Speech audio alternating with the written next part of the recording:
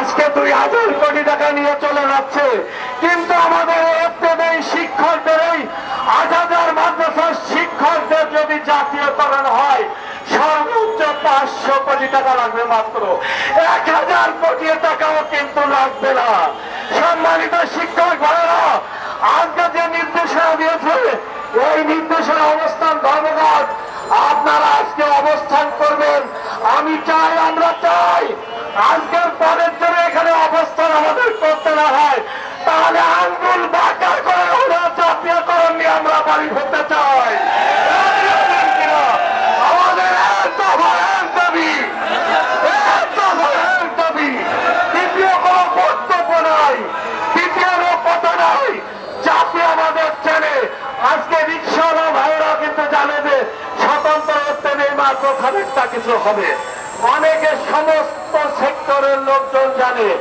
আজকে প্রশাসনদের, আমাদের প্রশাসনকে বলতে চাই, আমাদের আপনারা সহযোগিতা করবেন।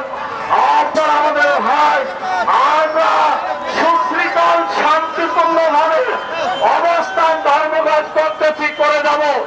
আমরা রাস্তা কিন্তু বাধা দিব না। আপনারা প্রয়োজনে মানুষের চলাচল সুগম করতে এদিকে আগায় আগায় আরো এক হাত ছেড়ে ভিতরে আসেন, আরো এক হাত ভিতরে আসেন।